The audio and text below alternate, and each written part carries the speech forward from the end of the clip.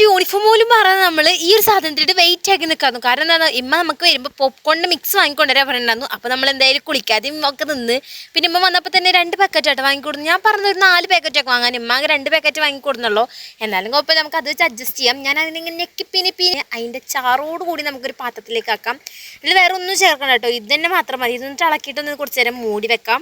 Maximum കൂടി പോയി 3 minute. അതിനുള്ളിൽ തന്നെ നമ്മുടെ സംഭവം റെഡി ആയിട്ടുണ്ടാവും. ഞാൻ തീ കൂട്ടി വെച്ചിട്ട് അതുകൊണ്ട് തന്നെ കരിഞ്ഞ്. അപ്പോഴേ പറയുന്നതാണ് തീ ഇങ്ങനെ കൂട്ടി വെക്കണ്ടെന്ന്. പക്ഷേ എൻ്റെ ഒരു ആക്രാന്നും തൊര കരിഞ്ഞ് ഞാൻ നല്ലപോലെ കൂട്ടി വെച്ചു. ഇനി ഈ സംഭവം കരിഞ്ഞെന്നറിയാൻ വേണ്ടിയിട്ട് അതിലേക്ക് ഞാൻ കുറച്ച് മുളക് പൊടി ചേർത്തിട്ടുണ്ടായിരുന്നു കേട്ടോ. കാരണം കരിഞ്ഞെന്നറിയാൻ പാടില്ല, എന്നാലും കരിഞ്ഞെന്നറിയണ്ടാ. എന്നിട്ട് നമ്മളത് നമുക്ക് തിന്ന് നോക്കാം. സംഭവം കുഴപ്പമൊന്നുമില്ല, സെറ്റായിട്ടൊക്കെ വന്നിട്ടുണ്ടായിരുന്നു. പക്ഷേ എന്തോ ഇവിടെ ഒരു സ്പെല്ലിംഗ് മിസ്റ്റേക്ക് പോലെ ചെറുതായിട്ട് തോന്നി. എന്നാലും എൻ്റെ മുഖം കണ്ടെന്ന് നിങ്ങൾക്ക് തോന്നുന്നു അങ്ങനെ ഉണ്ട് എന്ന്.